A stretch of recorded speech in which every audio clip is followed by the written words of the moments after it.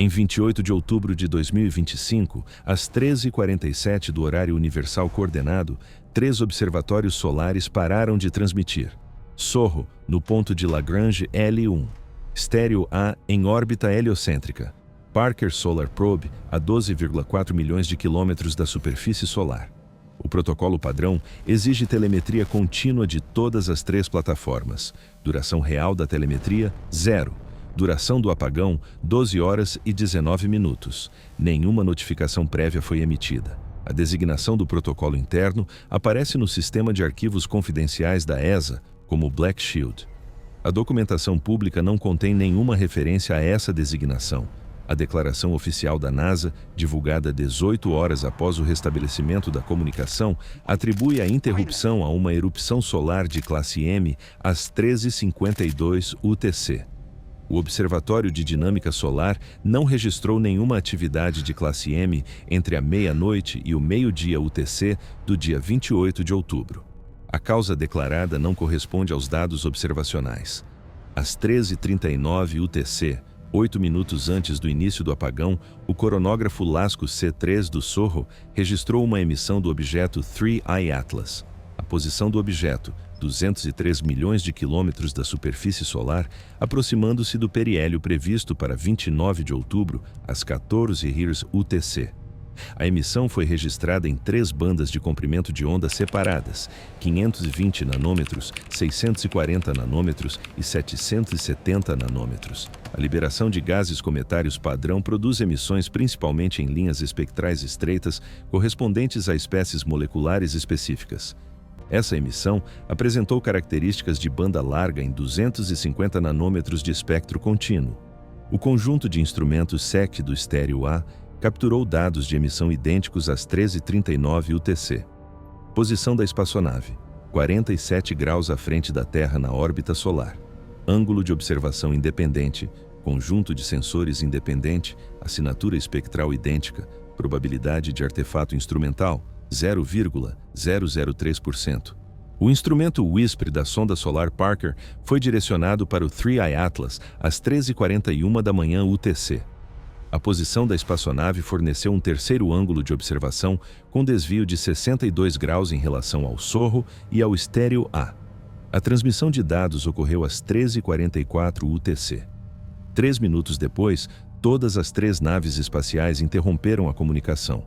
O evento de emissão durou 11 segundos, produção total de energia calculada a partir do aumento de brilho, 4,7 vezes 10, a potência de 15 joules. Para comparação, o meteoro de Chelyabinsk liberou 2,1 vezes 10, a potência de 15 joules. A emissão do 3I Atlas continha mais do que o dobro dessa energia. Mecanismo de origem: não identificado. O procedimento operacional padrão para observatórios solares exige a retransmissão imediata de dados para qualquer evento transitório que exceda 10 elevado à potência de 14 joules. O SOHO retransmite dados através da estação Deep Space Network da NASA em White Sands, Novo México. O Stereo A retransmite através das estações DSN em Goldstone, Califórnia e Canberra, Austrália. A Parker Solar Probe retransmite através da DSN Goldstone primária. Todas as 3 estações terrestres confirmaram a recepção de pacotes de dados pré-apagão. Todas as 3 estações relataram perda do sinal portador às 13h47 da manhã UTC. A falha afetou apenas as naves espaciais com linha de visão direta para o 3I Atlas. O Solar Orbiter, posicionado 89 graus atrás da Terra na órbita solar, manteve a telemetria contínua. O Mars Reconnaissance Orbiter manteve a telemetria contínua. O Juno em Júpiter manteve a telemetria contínua. O padrão é específico. Apenas as plataformas que observavam o 3I Atlas sofreram falha de comunicação. O registro de operações da Deep Space Network da NASA para 28 de outubro contém uma entrada às 4h12 UTC. Perda de sinal de várias naves espaciais. Causa sob investigação. O registro foi atualizado às 16h23 UTC com a anotação: interferência de erupção solar confirmada, operações normais retomadas. Os dados do Solar Dynamics Observatory para o período indicado mostram condições solares tranquilas. Número de manchas solares, 23. Fluxo de raios-x, linha de base classe A. Nenhuma ejeção de massa coronal detectada. O Centro de Operações Espaciais da ESA, em Darmstadt, Alemanha, emitiu um memorando interno às 5h30 UTC. O documento, designado ESOC Urgent 1028A, afirma: todas as plataformas de heliofísica relatam status nominal dos sistemas. A causa da interrupção da comunicação permanece em análise. A avaliação preliminar sugere interferência eletromagnética localizada. Vetor de origem indeterminado. O memorando foi reclassificado de operacional para restrito às 7h15 UTC. O protocolo padrão permite 2 horas para revisão da classificação. Tempo real decorrido: 105 minutos. Dentro dos parâmetros normais, mas a mudança de conteúdo é notável. A versão inicial do memorando incluía uma frase que não está presente na versão final. O padrão de interferência não corresponde a nenhum evento solar ou de raios cósmicos catalogado. Essa frase foi removida no documento reclassificado. Os metadados da revisão indicam que a exclusão ocorreu às 6h47 UTC, 3 horas antes da declaração oficial da NASA, atribuindo a interrupção a uma erupção solar. Às 16h16 UTC, todas as 3 espaçonaves retomaram a transmissão de telemetria simultaneamente. Intensidade do sinal portador SORRO, nominal. Intensidade do sinal portador estéreo A, nominal. Intensidade do sinal portador Parker Solar. Probe, nominal, sem degradação, sem período de recalibração, restauração imediata para capacidade operacional total. A recuperação padrão da interferência da erupção solar requer de 20 a 45 minutos para verificações do sistema e recalibração do sensor.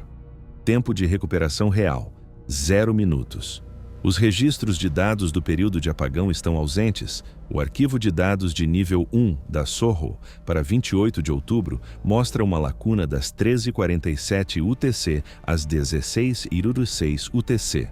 Tamanho do arquivo para este período: 0 bytes. O arquivo da Estéreo A mostra uma lacuna idêntica. O arquivo da Parker Solar Probe mostra uma lacuna idêntica. Estes são arquivos de telemetria brutos, transmitidos continuamente independentemente da disponibilidade da estação terrestre e armazenados na memória de estado sólido a bordo. A sonda armazena até 96 horas de dados antes de sobrescrever. A lacuna de 12 horas representa dados que deveriam existir no armazenamento a bordo, mas não aparecem no arquivo baixado. A equipe de operações da missão Parker Solar Probe da NASA divulgou uma atualização de status às 18h30 UTC.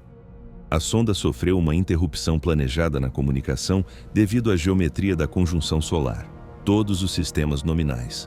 O termo planejada não aparece em nenhuma documentação da missão anterior ao apagão.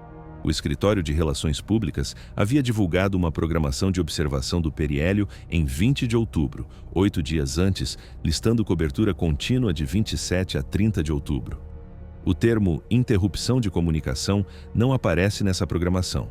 O Dr. Noor Hawafi, cientista do projeto Parker Solar Probe, no Laboratório de Física Aplicada da Johns Hopkins, estava programado para apresentar dados preliminares do periélio na Conferência da União Geofísica Americana em 29 de outubro.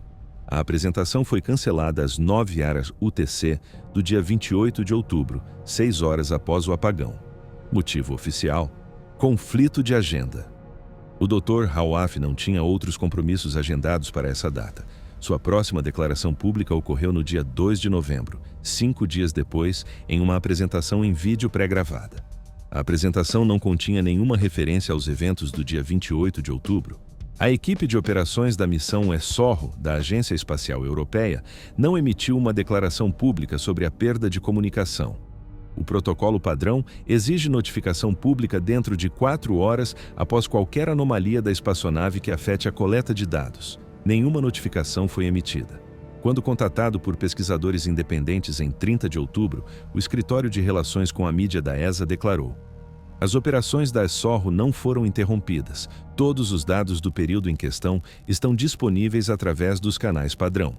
O arquivo de dados mostra uma lacuna de 12 horas. A declaração e o arquivo não estão alinhados. Entre as 13h47 UTC e as 16h06 UTC do dia 28 de outubro, 7 observatórios solares terrestres tentaram observar independentemente o 3I Atlas, Observatório Mauna Kea, no Havaí, Observatório Paranal, no Chile, Observatório Roque de los Muchachos, na Espanha, Estação Sutherland, na África do Sul, Observatório de Yunnan, na China, Observatório Mount Lemmon, no Arizona, Observatório McDonald, no Texas. Todos os 7 observatórios relataram resultados idênticos, objeto não visível. A cobertura de nuvens não foi um fator. Condições do céu, claro. A posição prevista do objeto o colocava dentro do campo de visão do coronógrafo para todos os 7 locais. Magnitude de brilho, com base nas medições de 27 de outubro, 8,2. Suficiente para detecção com telescópios de 1 metro. Resultado da detecção, nenhum. A explicação padrão para a não detecção terrestre durante esse período centra-se na proximidade do objeto ao limbo solar, onde a luz dispersa reduz o contraste. No entanto, os instrumentos coronógrafos são projetados especificamente para bloquear o brilho solar e capturar imagens da coroa. O Lasco C3 da Sorro, que capturou imagens do 3i Atlas com sucesso antes e depois do apagão, opera com o mesmo princípio dos coronógrafos terrestres. As estações terrestres possuíam equipamento suficiente, as condições do céu eram ótimas. O objeto não foi detectado. Em 29 de outubro, às 14 horas UTC, o 3i Atlas atingiu o periélio. Distância da superfície solar, 203 milhões de quilômetros.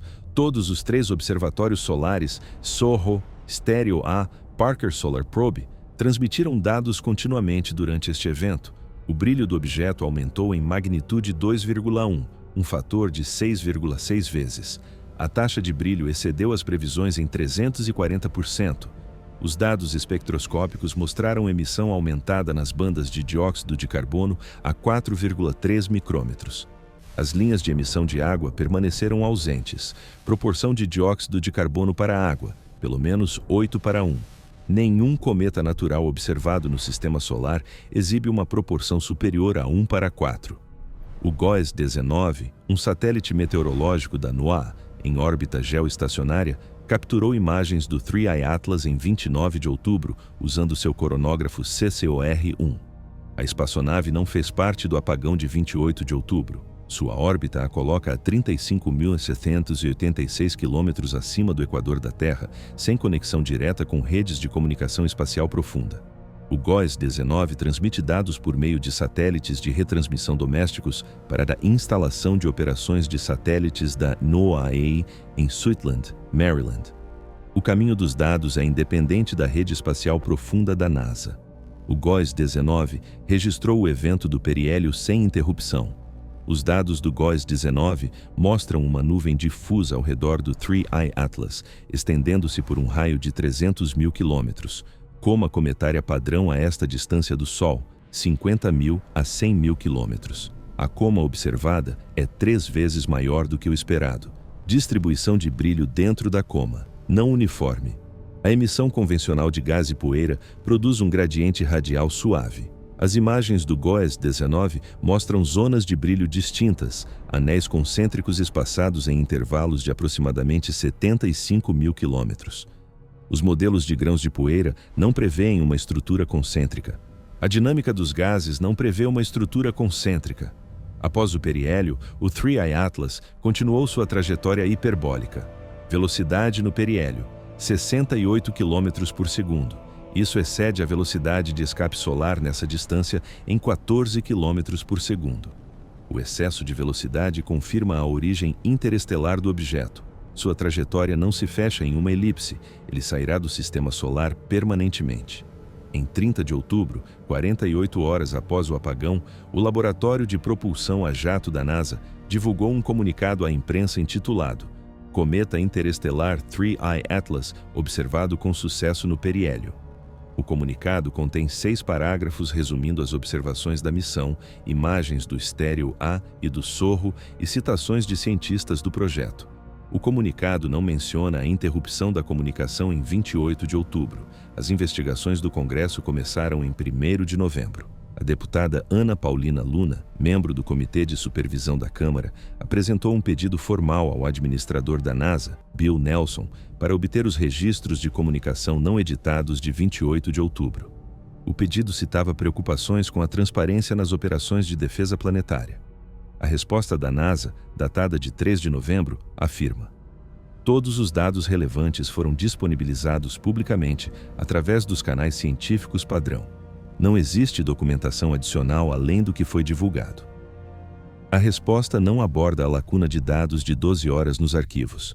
Uma análise independente dos dados disponíveis publicamente foi conduzida pelo Dr. Marco Micheli, astrônomo do Centro de Coordenação de Objetos Próximos da Terra da Agência Espacial Europeia. Suas conclusões, publicadas no servidor de pré-impressão Arcturus em 4 de novembro, observam: uma lacuna nos dados de telemetria de várias espaçonaves heliofísicas coincide com um evento de emissão do 3I Atlas. A duração da lacuna e o momento da emissão sugerem uma possível correlação. Recomenda-se uma investigação mais aprofundada. A afiliação institucional do Dr. Micheli é a ESA, a mesma organização que opera o SOHO. Sua análise contradiz a declaração pública da ESA de que as operações não foram interrompidas. A emissão registrada às 13h39 da manhã, UTC, em 28 de outubro, continua sendo a maior liberação de energia transitória observada do 3I Atlas. Nenhuma emissão subsequente de magnitude comparável foi detectada. O objeto está sob observação contínua desde o periélio por telescópios terrestres e pelo telescópio espacial Hubble. Nível de atividade em declínio. Brilho diminuindo conforme o esperado para o aumento da distância solar. Taxa de desgaseificação diminuindo. O evento de 28 de outubro foi singular. O nível de classificação do memorando interno da ESA, elevado de operacional para restrito, indica sensibilidade institucional. A classificação restrita requer autorização do diretor de operações da ESA ou superior. Eventos padrão de interferência eletromagnética não justificam o status restrito. O nível de classificação implica que o evento é considerado relevante para a segurança ou política, não apenas para operações técnicas. A retomada simultânea da telemetria das 3 espaçonaves às 16h06 UTC sugere uma ação coordenada. Falhas independentes do sistema não são resolvidas simultaneamente. Links de comunicação independentes não são restaurados simultaneamente sem intervenção terrestre. O registro de operações da DSN não contém entradas indicando procedimentos de restauração manual. O registro afirma: a reaquisição do sinal portador ocorreu automaticamente. A reaquisição automática implica que as próprias espaçonaves iniciaram a transmissão. No entanto, as espaçonaves operando em modo seguro devido à perda de comunicação requerem comandos terrestres para retomar as operações normais. A Parker Solar Probe possui um sistema de comunicação redundante: transmissor primário de banda X, transmissor de banda X de backup. Fontes de alimentação independentes. Alimentação de antena independente. Ambos os sistemas falharam simultaneamente às 13h47 da manhã UTC.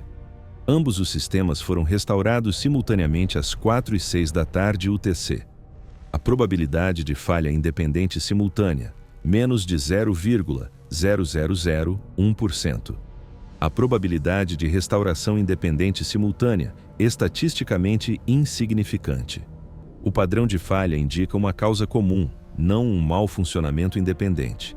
A falha afetou naves espaciais que utilizam diferentes frequências de comunicação. A SOHO transmite na banda X 8,4 GHz. A Stereo A transmite na banda X 8,4 GHz. A Parker Solar Probe transmite na banda K 34 GHz. A interferência das erupções solares afeta todas as frequências, mas o grau de atenuação varia. Os sinais da banda K sofrem uma atenuação 40% maior do que a banda X durante as explosões de raios solares. A Parker Solar Probe deveria ter sofrido uma interferência mais grave do que a SOHO ou a Stereo A. Todas as 3 plataformas sofreram perda total idêntica de sinal. Em 2 de novembro, o Dr. Avi Loeb, astrofísico da Universidade de Harvard e chefe do projeto Galileu, publicou um comentário sobre o evento de 28 de outubro. Sua análise afirma: o momento da interrupção da comunicação, coincidindo com uma emissão do 3I Atlas, merece uma análise mais aprofundada. Se a emissão produziu efeitos eletromagnéticos capazes de perturbar naves espaciais a distâncias superiores a 100 milhões de quilômetros, isso representaria uma densidade de energia muito além de qualquer processo cometário conhecido. Os cálculos do Dr. Loeb estimam a densidade de energia necessária em 10 à potência negativa de 8 watts por metro quadrado na posição do SOHO. As erupções solares produzem densidades de energia na faixa de 10 elevado a menos 3 potências watts por metro quadrado na órbita da Terra durante eventos importantes.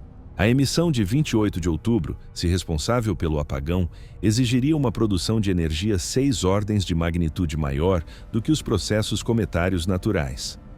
O espectro de emissão registrado às 13h39 UTC não mostra características de transições moleculares. As emissões cometárias produzem linhas espectrais distintas, OH a 308 nanômetros, CN a 388 nanômetros, C2 a 516 nanômetros, CO Plus a 425 nanômetros.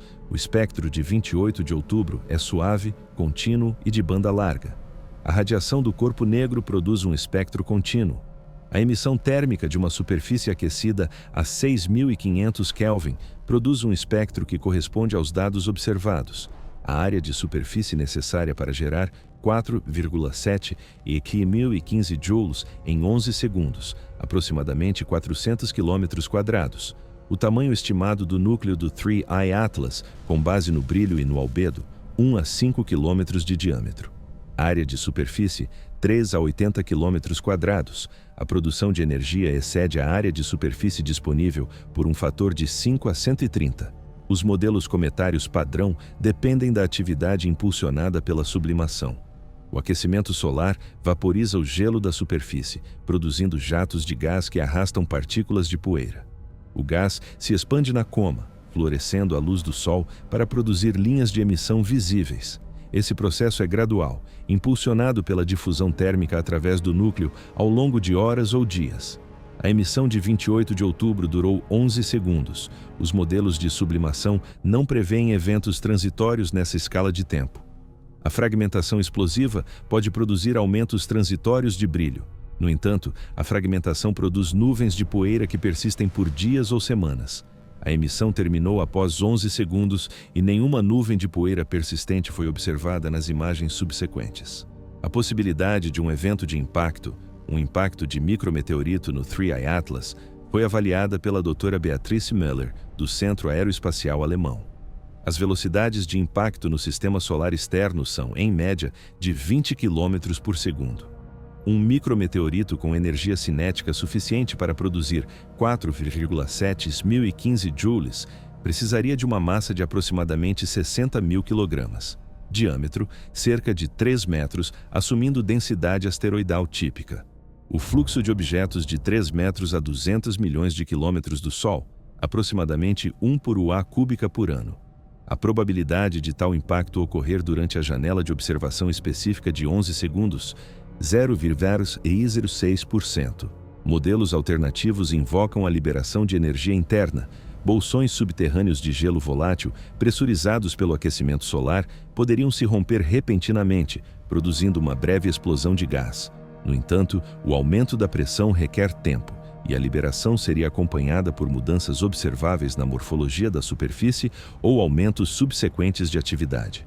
As imagens do telescópio espacial Hubble do 3I Atlas, em 1º de novembro, não mostraram alterações na superfície.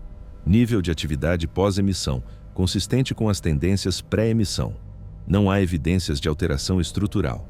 A lacuna de dados durante o apagão significa que as naves espaciais não estavam gravando telemetria. Ou a telemetria não foi armazenada, ou a telemetria foi armazenada, mas não transmitida. Os sistemas de armazenamento de dados a bordo das naves espaciais operam independentemente do link de comunicação. A falha de energia impediria a gravação de dados, mas todas as 3 naves espaciais relataram sistemas de energia nominais após a restauração da comunicação. A exclusão deliberada de dados requer comandos terrestres ou sequências autônomas pré-programadas. Os comandos terrestres não puderam ser enviados durante o apagão. As sequências de exclusão pré-programadas não fazem parte das operações padrão das naves espaciais para missões científicas. A designação confidencial Black Shield sugere um protocolo pré-existente. Os protocolos são estabelecidos com antecedência, não improvisados durante um evento.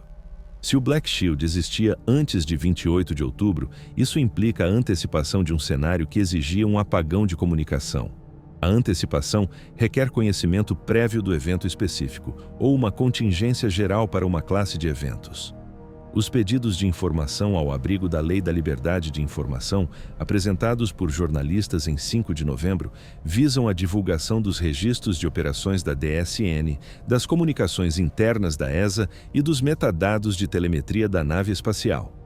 O gabinete da FOIA da NASA atribuiu um prazo de resposta até 3 de janeiro de 2026, a prorrogação máxima permitida. A ESA, como organização internacional, não está sujeita aos pedidos da FOIA dos SNCUA, e os regulamentos de transparência da UE permitem que os Estados-membros retenham informações por motivos de segurança. Em 4 de novembro, o memorando confidencial da ESA vazou para um veículo de jornalismo investigativo. O documento confirma a existência do protocolo Black Shield e afirma: critérios de ativação atendidos às 13h47 UTC. Todos os recursos de heliofísica foram transferidos para o modo somente observação, embargo de dados em vigor até a obtenção da autorização de nível de habilitação. O memorando é autenticado por metadados forenses que mostram que ele se originou do sistema interno de gerenciamento de documentos da ESA. Nem a ESA nem a NASA comentaram sobre o vazamento. O protocolo designa o modo de observação apenas. Isso implica que a espaçonave continuou gravando dados, mas não os transmitiu. Os dados existem no armazenamento a bordo. A lacuna no arquivo público reflete um embargo, não uma falha técnica. O objetivo do embargo não é declarado no memorando vazado. O nível de autorização necessário para a autorização é designado como NTK-7, um nível de classificação não definido publicamente na documentação da ESA ou da NASA. A ativação simultânea em várias agências, ESA, NASA, NIOAA, indica um acordo pré-coordenado. As agências espaciais internacionais operam sob acordos bilaterais e multilaterais que regem o compartilhamento de dados e os protocolos operacionais. A existência de um protocolo de apagão coordenado implica decisões políticas de alto nível tomadas antes da missão 3I Atlas. Os satélites de observação detectaram a emissão 8 minutos antes do início do apagão. Tempo de viagem da luz do 3I Atlas ao Sorro, aproximadamente 8 minutos a uma distância de 200 milhões de quilômetros. A emissão atingiu a espaçonave às 13h39 da manhã UTC. A espaçonave interrompeu a comunicação às 13h47 da manhã UTC. O atraso corresponde ao tempo de viagem da luz. Se a emissão causou a perda de comunicação, o efeito se propagou à velocidade da luz. A interferência eletromagnética se propaga à velocidade da luz, os detritos físicos não. A energia necessária para interromper os componentes eletrônicos da espaçonave a uma distância de 100 milhões de quilômetros excede qualquer processo natural conhecido de um objeto do tamanho de um cometa. A lei do inverso do quadrado rege a intensidade da radiação eletromagnética. A 100 milhões de quilômetros, a intensidade é 10 à potência negativa de 22 vezes a intensidade na fonte. Para produzir 10 à potência negativa de 8 watts por metro quadrado no Sorro, a emissão da fonte deve exceder 10 à potência de 14 watts por metro quadrado na superfície do 3I Atlas. Essa intensidade se aproxima da das fotosferas estelares, nenhum cometa emite nesse nível. A emissão não foi direcionada isotropa.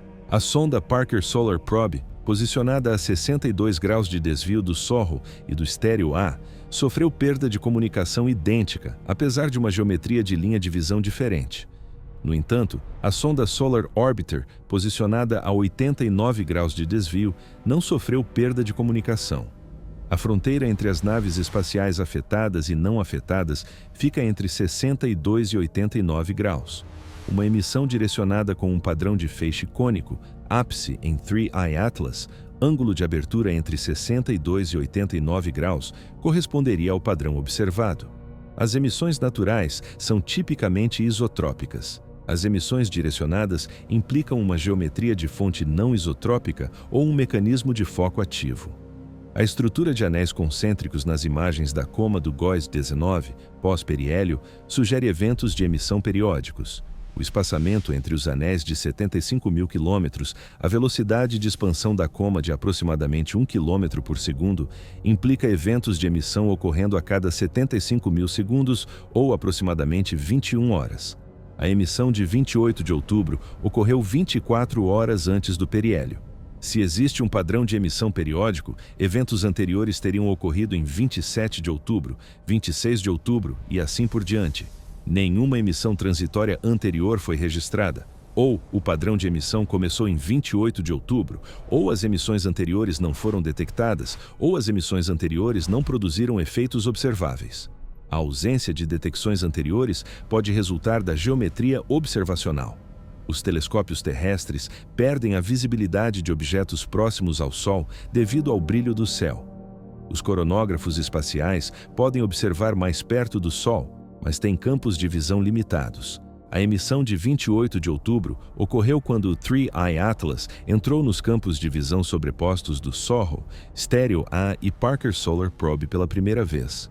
As emissões anteriores, se ocorreram, podem ter estado fora de todos os campos de visão dos instrumentos. A restauração da comunicação às 16h06 UTC, 12 horas e 19 minutos após o início do apagão, não corresponde a nenhum marco astronômico óbvio.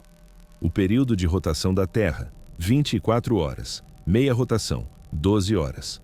No entanto, as naves espaciais não estão na órbita da Terra e seus links de comunicação não dependem da rotação da Terra. As estações da Deep Space Network abrangem vários continentes, fornecendo cobertura quase contínua. A duração de 12 horas não se alinha com os intervalos de transferência da estação DSN, que ocorrem a cada 8 horas. A duração do apagão parece arbitrária, a menos que corresponda a um cronograma de decisão interna, em vez de uma restrição técnica externa. O memorando vazado menciona a autorização de nível de liberação obtida como condição para o fim do embargo. A autorização é uma decisão humana, não um processo técnico automático. O momento da decisão, 12 horas após o evento, sugere deliberação, consulta e aprovação por meio de uma cadeia de comando. A rapidez do processo de tomada de decisão em relação aos prazos burocráticos típicos implica em procedimentos pré-estabelecidos ou escalonamento de alta prioridade. O 3I Atlas permanece sob observação. Sua trajetória o leva para além de Marte no início de 2026, Júpiter em meados de 2026 e além da órbita de Saturno em 2027. O brilho continuará a diminuir à medida que a distância solar aumenta. Magnitude atual: 11,2, acessível a telescópios amadores. Em março de 2026, a magnitude cairá abaixo de 14, exigindo instrumentos de classe profissional. Em dezembro de 2026, a magnitude cairá abaixo de 18, no limite da detecção terrestre. O objeto se tornará inobservável para instrumentos terrestres em meados de 2027, permanecendo detectável apenas por telescópios espaciais com capacidade de longa exposição. A janela para estudos detalhados está se fechando. A análise espectroscópica requer brilho acima da magnitude 12 para espectrógrafos de alta resolução. Esse limite será ultrapassado no início de dezembro de 2025. Os dados de composição, mapeamento da superfície e determinação do estado de rotação devem ocorrer no próximo mês, ou a oportunidade será perdida. As missões propostas para interceptar o 3I Atlas enfrentam janelas de lançamento limitadas pela trajetória e velocidade do objeto. Uma missão de encontro lançada em 2026 exigiria de 8 a 10 anos de tempo de voo. Nessa altura, o objeto estará além da órbita de Plutão, nos confins do Sistema Solar, e eventualmente além. A natureza singular da emissão de 28 de outubro, sem eventos anteriores, sem eventos subsequentes, significa que os dados desses 11 segundos representam a única observação direta do fenômeno. Os dados foram registrados por 3 espaçonaves independentes. Os dados não foram transmitidos. Os dados existem no armazenamento a bordo, sujeitos a embargo sob o protocolo Black Shield. Os dados podem ser divulgados por decisão política. A decisão ainda não foi tomada. O valor científico dos dados é inequívoco. Eventos transitórios de alta energia de objetos interestelares são sem precedentes. Compreender o mecanismo de emissão poderia esclarecer a composição, a estrutura interna e a história evolutiva do objeto. A retenção dos dados atrasa a análise científica. Atrasos de meses a anos são típicos para dados classificados ou restritos. Quando os dados forem divulgados, o objeto pode estar muito fraco para observações de acompanhamento para testar hipóteses derivadas da análise da emissão. A interação entre a emissão e a eletrônica da espaçonave permanece inexplicada. Se a emissão produziu interferência eletromagnética, o mecanismo deve envolver radiação em frequências e intensidades suficientes para interromper a eletrônica de estado sólido através da blindagem. As espaçonaves no espaço profundo são protegidas contra erupções solares e raios cósmicos. Perturbações induzidas por radiação normalmente afetam componentes individuais, não falhas totais do sistema. A falha simultânea de várias espaçonaves, usando diferentes arquiteturas de hardware, implica uma vulnerabilidade comum. Essa vulnerabilidade não está documentada nas especificações públicas de projeto da espaçonave. Se a emissão não foi eletromagnética, a alternativa é um fluxo de partículas. Partículas de alta energia, prótons, elétrons ou íons mais pesados, podem penetrar na blindagem da espaçonave e perturbar os componentes eletrônicos. No entanto, o tempo de viagem das partículas do 3I Atlas até a espaçonave, a uma distância de 200 milhões de quilômetros, seria de horas a dias, dependendo da velocidade das partículas. O apagão ocorreu 8 minutos após a emissão, consistente com a propagação à velocidade da luz e não com o tempo de viagem das partículas. Os mecanismos de fluxo de partículas são excluídos pelo tempo. A possibilidade restante é um efeito que se propaga à velocidade da luz e que não é nem radiação eletromagnética nem partículas. Nenhum mecanismo físico que se encaixe nessa descrição existe nos modelos padrão. A lacuna entre a observação e a teoria indica dados incompletos ou estruturas teóricas incompletas. A resposta da comunidade científica tem sido silenciosa.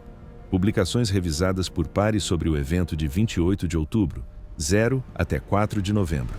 Publicações pré-impressas, uma do Dr. Micheli. Apresentações em conferências, nenhuma programada. A ausência de discurso científico sobre um evento dessa magnitude é inconsistente com a resposta acadêmica típica a fenômenos novos. O silêncio implica falta de acesso aos dados ou restrições externas à publicação. A comunicação informal dentro da comunidade de heliofísica, documentada por meio de correspondência privada e discussões em conferências, indica que os pesquisadores cientes do evento foram aconselhados por suas instituições a se absterem de comentários públicos até a divulgação oficial dos dados. Avisos dessa natureza são incomuns em campos científicos abertos, mas são prática padrão quando os dados estão sujeitos à revisão de política ou segurança. A estrutura do aviso sugere coordenação institucional em um nível acima dos grupos de pesquisa individuais. O envolvimento da NOAA, por meio da espaçonave GOES-19, introduz uma dimensão política distinta da NASA e da ESA. A NOAA opera sob o Departamento de Comércio dos Estados Unidos, com um mandato focado no monitoramento do tempo, do clima e do meio ambiente. A defesa planetária e a observação do espaço profundo estão fora da missão estatutária da NOAA. A implantação do GOES-19 para a observação do 3I Atlas implica coordenação interagências, provavelmente por meio do Conselho Espacial Nacional ou órgão executivo equivalente. A coordenação interagências requer autorização de alto nível, normalmente no nível de secretário adjunto ou acima. A coordenação ocorreu sem anúncio público. O cronograma das ações institucionais após o apagão indica planejamento, reclassificação do memorando da ESA, 3 horas após o evento, declaração pública da NASA, 18 horas após o evento, início da investigação do Congresso, 96 horas após o evento, memorando vazado, 168 horas após o evento. Cada ação segue um padrão consistente com árvores de decisão pré-estabelecidas, em vez de improvisação reativa. A velocidade e a coordenação implicam preparação para um cenário semelhante ao evento real. A preparação requer previsão. A previsão requer modelagem preditiva ou experiência prévia. O 3I Atlas é o terceiro objeto interestelar confirmado. O primeiro, 1E Oumuamua, passou pelo Sistema Solar em 2017. O segundo, 2I Borisov, passou em 2019. Nenhum dos objetos produziu emissões transitórias ou interrupções de comunicação. O protocolo Black Shield, se anterior a 28 de outubro de 2025, foi estabelecido em resposta a um cenário ainda não observado. A base para o cenário não está documentada em materiais de planejamento públicos. O planejamento de cenários para eventos de baixa probabilidade e alto impacto é uma prática padrão nas agências espaciais. Cenários de impacto de asteroides, tempestades solares e falhas em naves espaciais estão documentados em planos de contingência. Um cenário envolvendo um objeto interestelar produzindo efeitos eletromagnéticos capazes de interromper naves espaciais não está documentado em nenhum plano de contingência disponível ao público. A existência do escudo negro implica que tal cenário foi considerado suficientemente credível para justificar o desenvolvimento do protocolo. As avaliações de credibilidade no planejamento de contingência derivam da modelagem de ameaças. Os modelos de ameaças incorporam riscos conhecidos e riscos hipotéticos considerados plausíveis por consenso de especialistas.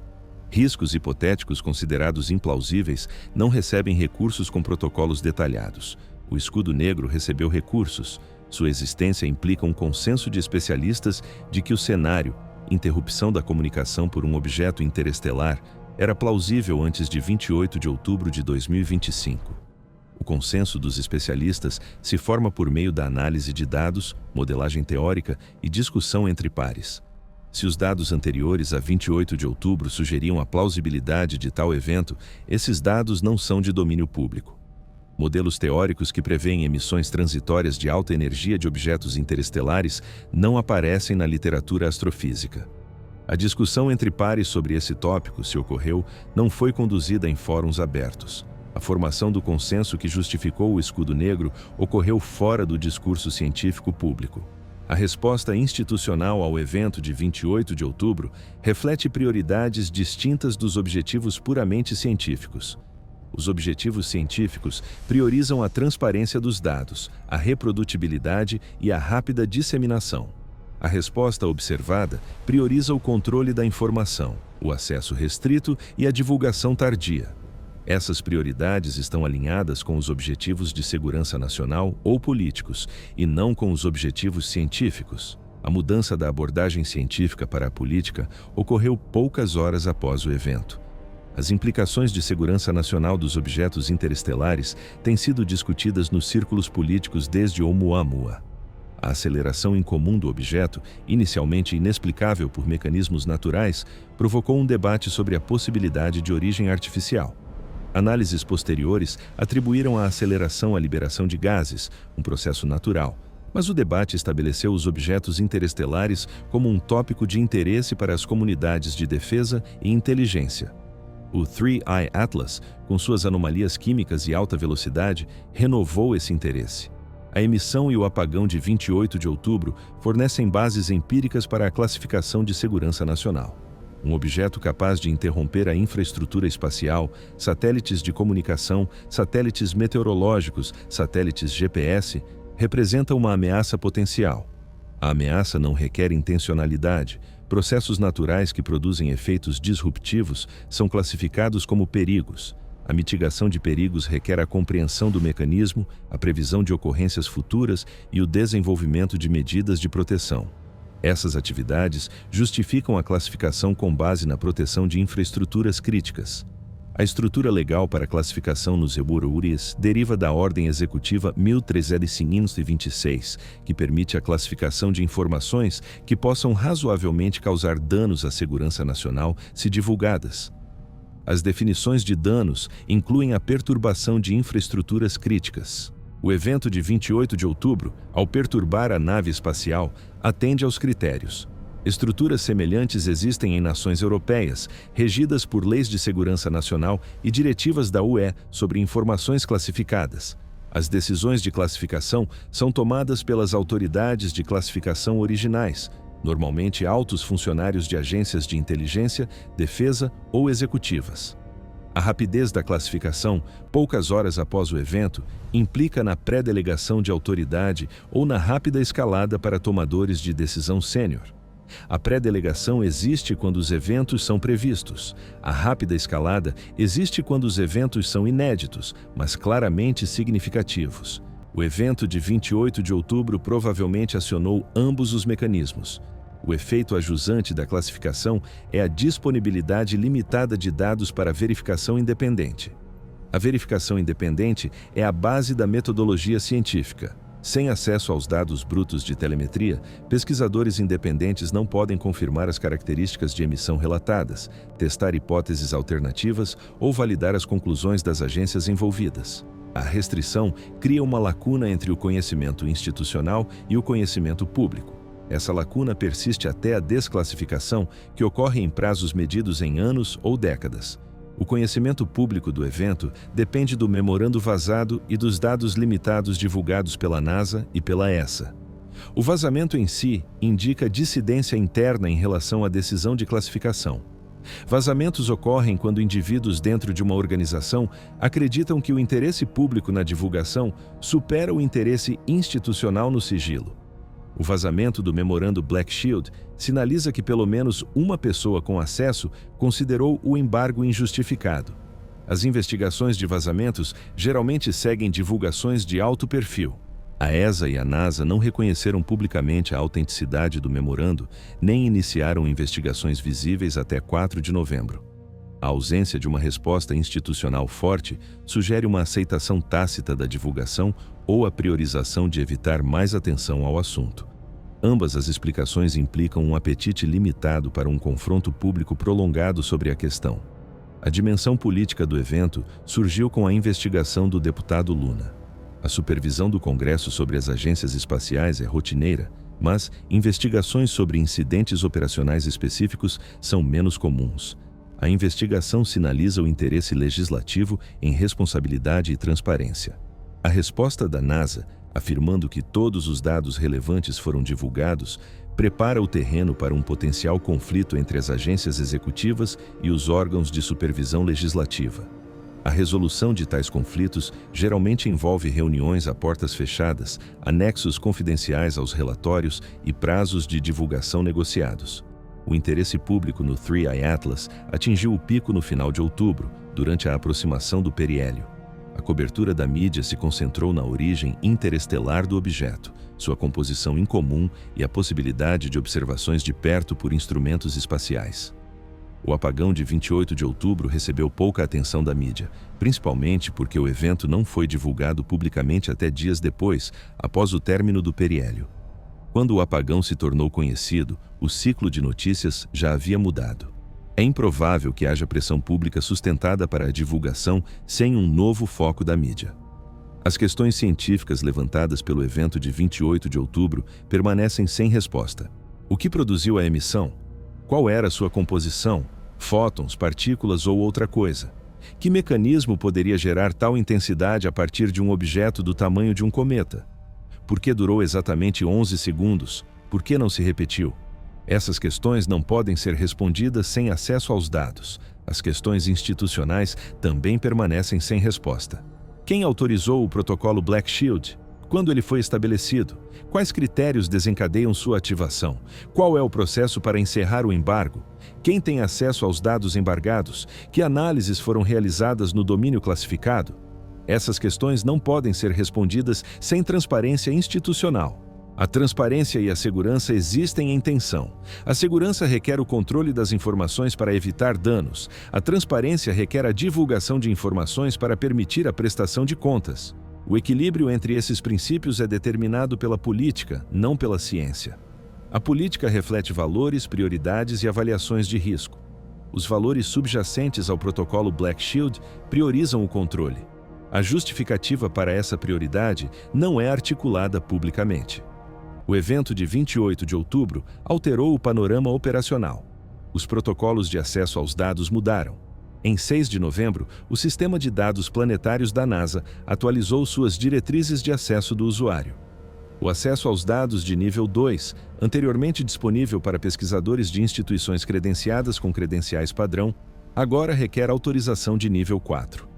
O acesso de nível 4 requer aprovação dos oficiais de segurança da agência e a conclusão de uma verificação de antecedentes. Tempo de processamento para autorização de nível 4, 6 a 12 semanas. A mudança afeta aproximadamente 3.000 pesquisadores em todo o mundo que anteriormente tinham acesso irrestrito aos dados de heliofísica. O documento de atualização da política, designado PDS Access Update 1106, afirma: medidas de segurança aprimoradas implementadas para proteger dados confidenciais da missão. O termo confidencial não aparece na documentação anterior do PDS que descreve os conjuntos de dados de heliofísica. Os dados de heliofísica têm sido historicamente classificados como de acesso aberto, em consonância com a política da NASA de tornar os dados científicos disponíveis ao público. A reclassificação ocorreu sem consulta pública ou anúncio, além do aviso de atualização técnica. A ESA implementou mudanças paralelas. Em 7 de novembro, o acesso ao arquivo de dados de nível 1 do SOHO foi restrito a usuários registrados. O registro requer verificação de afiliação institucional e um acordo de uso de dados assinado. O acordo de uso de dados contém uma cláusula que proíbe a redistribuição de arquivos de dados brutos a terceiros sem autorização prévia por escrito. A política anterior permitia a redistribuição irrestrita. A restrição limita efetivamente a análise independente a pesquisadores dispostos a aceitar a supervisão institucional de seu trabalho. Um grupo de trabalho conjunto foi estabelecido em 9 de novembro. O grupo, designado Equipe de Coordenação de Resposta a Objetos Interestelares, inclui representantes da NASA, ESA, JAXA e do Observatório Europeu do Sul. Lista de membros. Confidencial. Cronograma de reuniões. Não publicado. Documento de constituição, não disponível. A existência do grupo foi confirmada por uma única frase mencionada no relatório mensal de operações da ESA de novembro. A IORCT se reuniu para coordenar as prioridades de observação de objetos interestelares. Não foram fornecidos mais detalhes. Enquanto essas mudanças institucionais se desenrolavam, o Three Eye Atlas continuou sua jornada. Em 10 de novembro, o objeto cruzou uma unidade astronômica do Sol, aproximadamente a distância orbital da Terra. Brilho, magnitude 11,8. Ainda visível para observadores amadores com telescópios de 6 polegadas. Fóruns de astronomia online registraram um declínio no interesse. As postagens sobre o Three Eye Atlas, na maior plataforma de astronomia amadora, atingiram um pico de 4.200 por dia no final de outubro. Em 10 de novembro, 200 por dia. A atenção do público diminuiu à medida que o objeto se tornou menos impressionante visualmente. As observações profissionais continuaram. O Very Large Telescope do Observatório Europeu do Sul, no Chile, realizou observações espectroscópicas nos dias 8, 9 e 10 de novembro. As observações tiveram como alvo a coma do objeto em busca de linhas de emissão que pudessem revelar sua composição química. Os resultados preliminares estavam programados para serem divulgados em 15 de novembro. A divulgação foi adiada. Cronograma atualizado, 1º de dezembro. Motivo oficial: calibração adicional necessária. Tempo padrão de calibração para dados espectroscópicos do VLT: 72 horas. Tempo real decorrido entre a observação e a divulgação programada: 23 dias. As imagens do telescópio espacial Hubble continuaram até o início de novembro. O cronograma de divulgação das imagens manteve um ritmo regular até 5 de novembro. As imagens capturadas em 6, 7 e 8 de novembro não foram divulgadas dentro do prazo. O arquivo de dados do Hubble mostra entradas de observação para essas datas com o status listado como período de exclusividade ativo. Período de exclusividade padrão para observações do Hubble: 12 meses, concedido ao pesquisador principal que solicitou a observação. No entanto, as observações do Three Eye Atlas foram realizadas sob o Director's Discretionary Time, que normalmente não tem período de exclusividade. Os dados são divulgados imediatamente. A discrepância não foi explicada. Astrônomos amadores que tentavam preencher a lacuna de dados encontraram obstáculos. Em 12 de novembro, um observador amador na Nova Zelândia, usando um telescópio de 14 polegadas, capturou imagens do Three Eye Atlas, mostrando uma estrutura de coma assimétrica. As imagens foram postadas em um fórum público de astronomia. Em 6 horas, o moderador do fórum excluiu a postagem. Motivo declarado: violação das regras do fórum relativas a alegações não verificadas. As regras do fórum não proíbem a publicação de imagens astronômicas originais. O observador republicou as imagens em um site pessoal. O site ficou inacessível em 13 de novembro. Os registros do registrador de domínios mostram que o domínio foi suspenso por violação dos termos de serviço. A violação específica não foi documentada. Outro grupo amador, com sede na Austrália, organizou uma campanha de observação coordenada para 15 de novembro. A campanha envolveu 20 telescópios em 5 países, com o objetivo de criar um mapa abrangente da coma do objeto. A campanha foi divulgada por meio de redes de astronomia e mídias sociais. Em 14 de novembro, a Agência Espacial Australiana entrou em contato com os organizadores da campanha.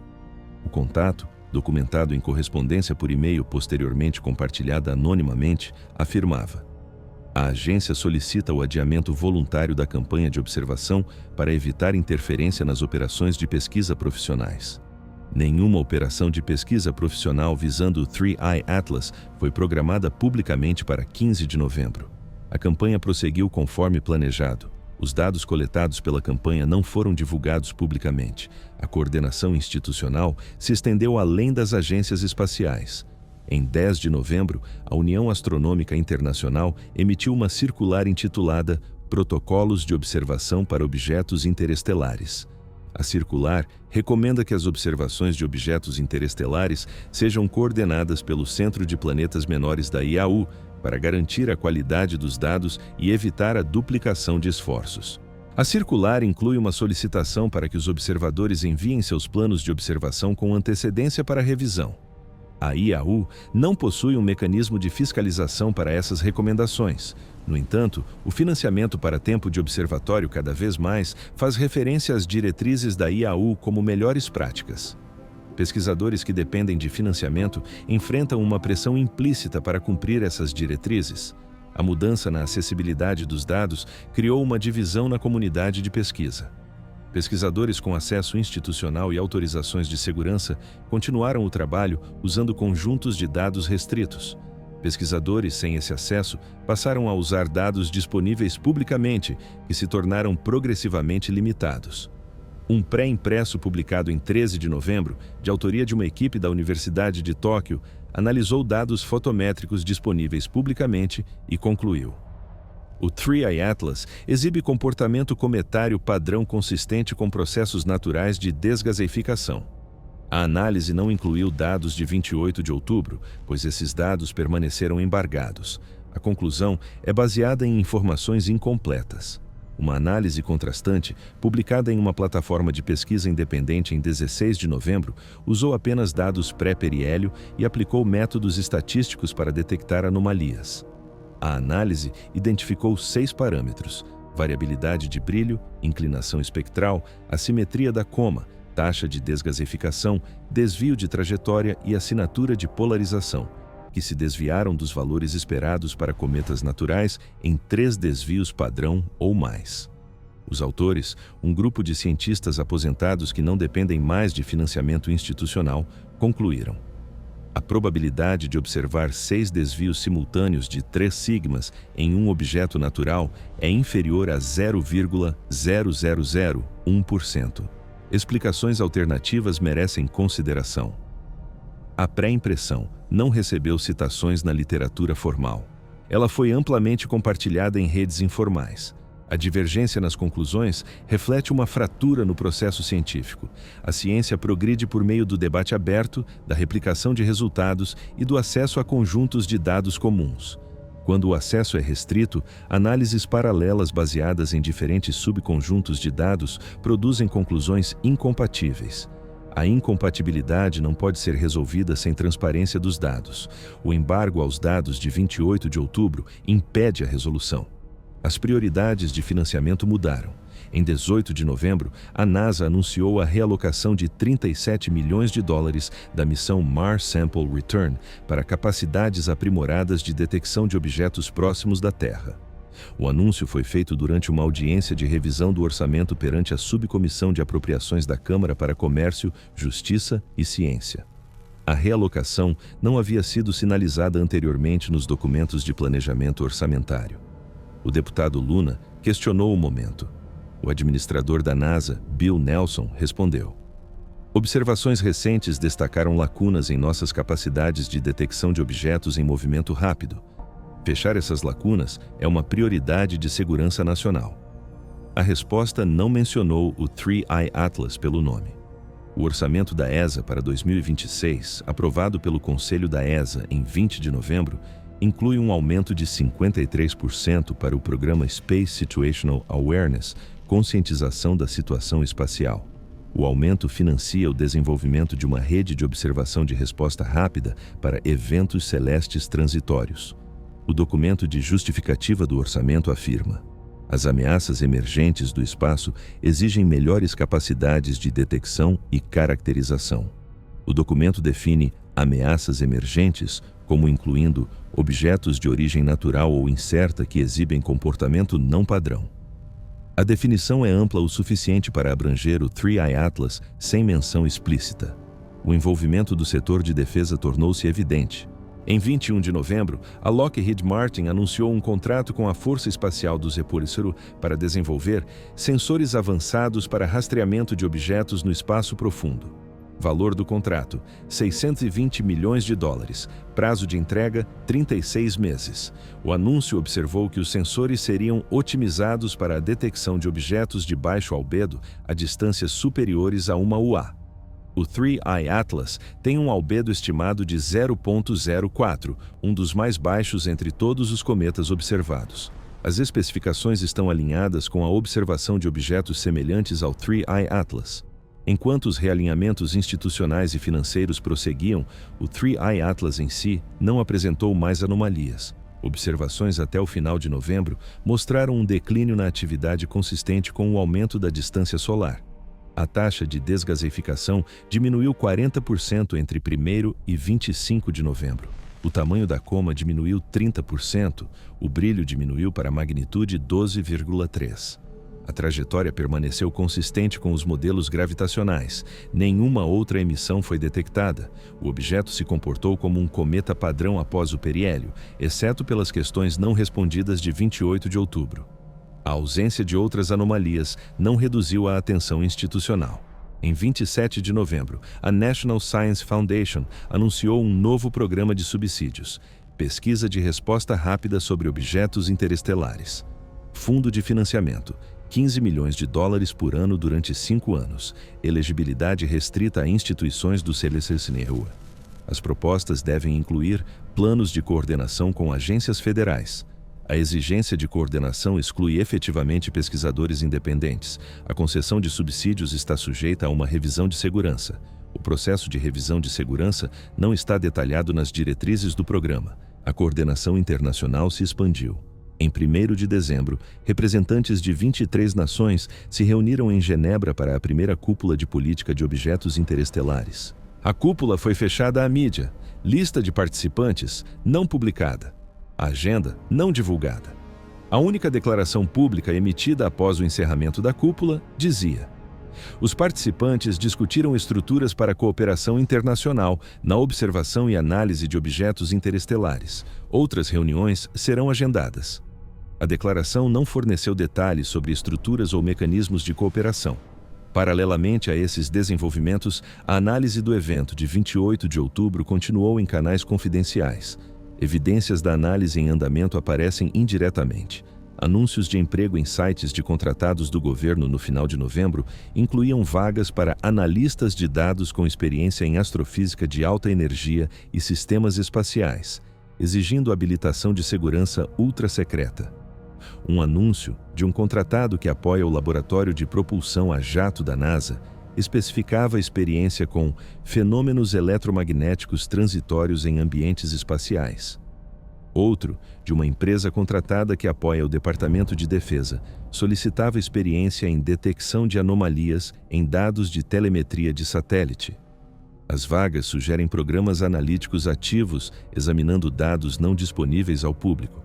Pesquisadores acadêmicos excluídos da análise confidencial tentaram abordagens alternativas. Em 3 de dezembro, uma equipe da Universidade da Califórnia, em Berkeley, publicou um artigo teórico modelando emissões eletromagnéticas de interações de plasma cometário.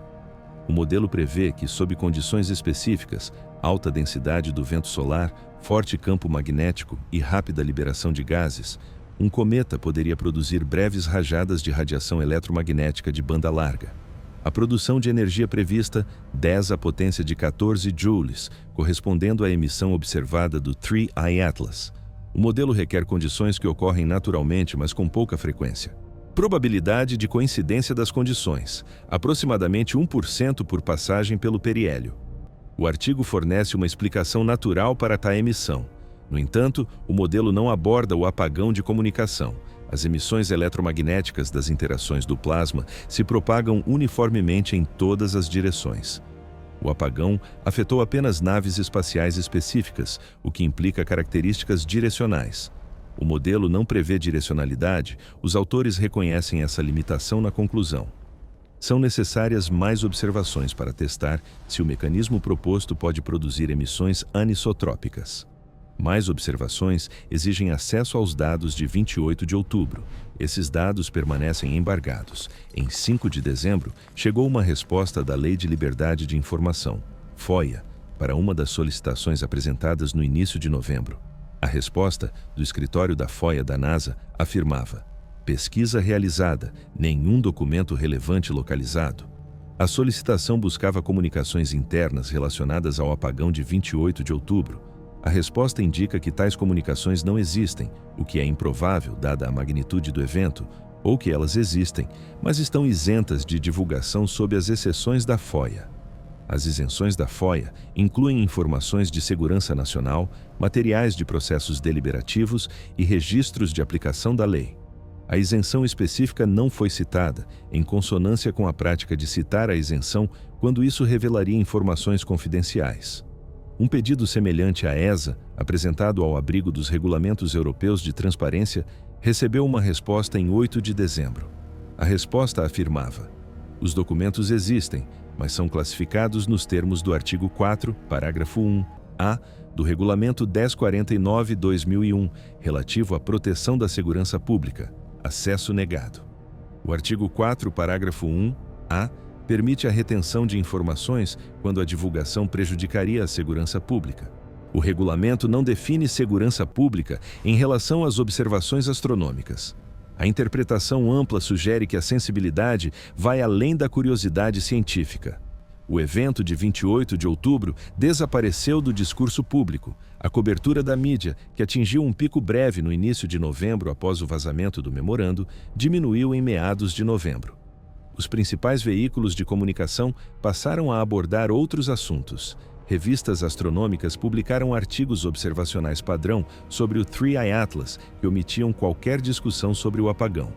O evento tornou-se efetivamente invisível na comunicação científica e pública dominante, conhecido apenas por especialistas que monitoravam a questão. No entanto, a influência do evento na política e na infraestrutura permanece visível.